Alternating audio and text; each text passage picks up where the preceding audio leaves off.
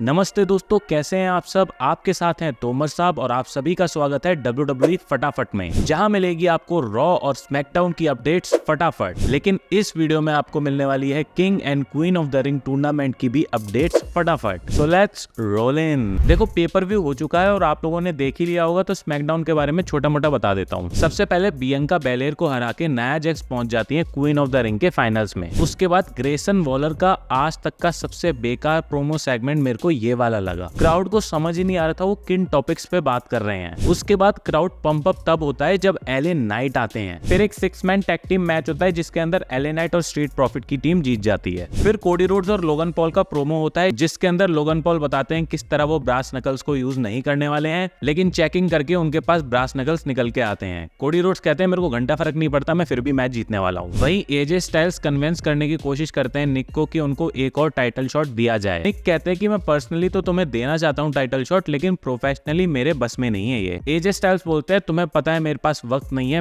Please do something, लेकिन फिर से निक मना कर देते हैं। मुझे लगता है यहाँ से मनी इन द बैंक के लिए सही स्टोरी बैठ रही है। उसके बाद पता चलता है कि पॉल हेमन के साथ में टामा टुंगा और सोलो सकोआ ही आ पाए हैं और उनके तीसरे मेंबर को कस्टम ने मना कर दिया। पॉल हेमन इसी बारे में बताते हैं कि तू कैसे कैसे बंदे ब्लड लाइन के अंदर ऐड करवा रहा है। इन बंदों का पास देख के इनको सऊदी के अंदर एंट्री भी नहीं मिली। सोलो बोलते हैं जब तक रोमन रेंज नहीं आ रहा है तब तक मैं ही ट्राइबल चीफ हूँ, तो मेरे हिसाब से काम कर। फिर उसके बाद रैंडी ओटन और टामा टुंगा का मैच होता है फाइनली मेन इवेंट में। टामा टुंगा की एंट्री के टाइम एक ऐसी वीडियो निकल के आई है जो आप खुद देख लो।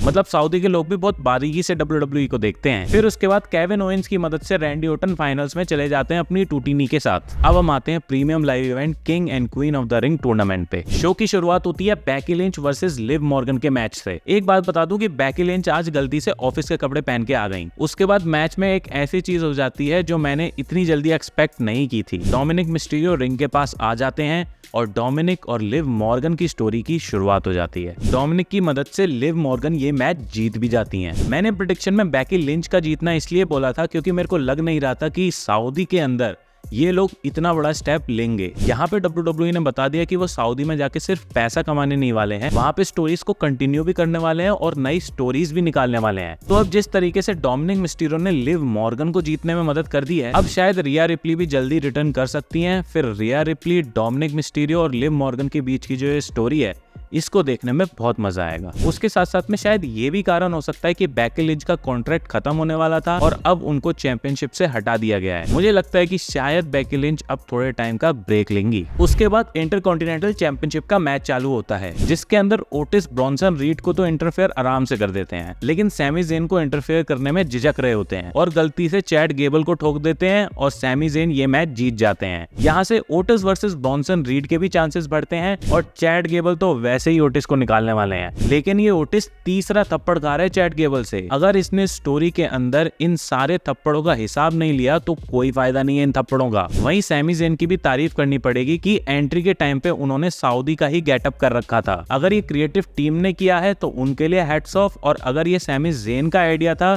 तो भाई वो डिजर्व करते हैं जितना भी पॉप उनको सऊदी में मिला है। और उसी के साथ मेरी प्रेडिक्शन भी सही साबित हुई कि सैमी ज़ेन को इतनी जल्दी इंटरकॉन्टिनेंटल चैंपियनशिप से नहीं हटाने वाली WWE।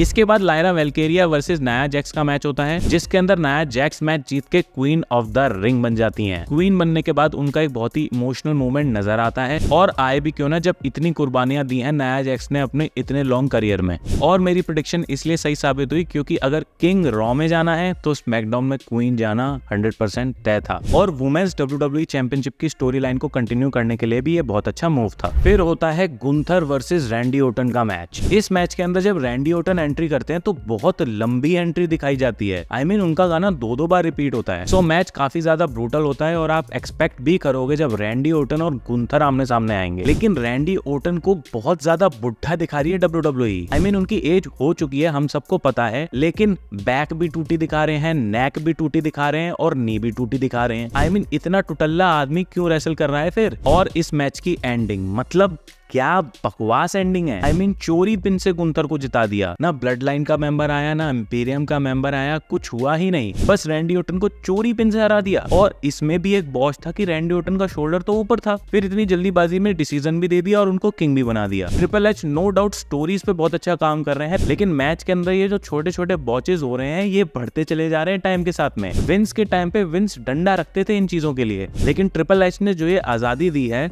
इसके अंदर बहुत ज्यादा बॉचेस हो रहे हैं। तो ये तो दुनिया जहान ने प्रिडिक्ट कर दिया था कि गुंथर ही यहाँ पे किंग बनेंगे और उनका वर्ल्ड हैवीवेट चैंपियनशिप तक पहुंचने का जो सफर है वो शुरू हो चुका है। और मैं बता दूं कि समर स्लैम के अंदर शायद वो चैंपियन भी बन सकते हैं। वहीं ट्रिपल एच एक कॉमेडिक सेगमेंट कर देते हैं। I mean, कॉमेडिक वो करना नहीं चाहते थे लेकिन वो कॉमेडिक बन जाता है। ट्रिपल एच अनाउंस करते हैं कि ड्रू मैकिंटायर मेडिकली क्लियर हो चुके हैं और डेमियन प्रीस्ट ने जब उनका चैलेंज एक्सेप्ट कर लिया है तो हम उनका मैच करवा रहे हैं। सारा सऊदी का क्राउड चीयर करने लगता है कि ये एक और मैच मिल गया, लेकिन फिर वो बताते हैं कि वो मैच स्कॉटलैंड के अंदर होने वाला है। सारा क्राउड चीयर करने के बजाय शांत हो जाता है। देन फाइनली सबसे प्रेडिक्टेबल मैच की शुरुआत होती है Cody Rhodes versus Logan Paul के मैच की। लेकिन मैंने आपको पिछली वीडियो में बताया था कि इस मैच के अंदर बहुत सारी इंटरेस्टिंग चीजें हो सकती हैं और ऐसा ही कुछ ये मैच भी रहता है। और बॉचेस की बात करें तो बीच में लोगन पॉल की मदद कमेंटेटर कर रहे होते हैं। I mean, जब लोगन पॉल टेबल क्लियर कर देते हैं तो 2-3 पेपर रह जाते हैं तो कमेंटेटर वो पेपर हटा रहे होते हैं। वहीं कोडी रोड्स कोडी कटर देते हैं लोगन पॉल को, लेकिन टेबल नहीं टूटती। फिर उसके बाद लोगन पॉल बताते हैं कि टेबल कैसे तोड़ी जाती है। मैच के अंदर काफी सारे अप्स एंड डाउन्स दिखाए जा रहे थे स्टोरी वाइज। और जैसा मैं हमेशा कहता हूँ कि लोगन पॉल के सारे मैचेस के अंदर आप क्रिएटिविटी तो जरूर देखोगे। एंड में भी जेदा के एक रिंग अनाउंसर इंटरफेयर करते हैं और लोगन पॉल बोल रहे होते हैं भाई तू कौन है। वहीं पीछे से कोडी रोड्स बोलते हैं आई एम कोडी रोड्स बिच, और उसी के साथ वो मैच जीत जाते हैं। मैच तो कोडी रोड्स जीते, लेकिन जो ट्रू रेसलिंग फैंस हैं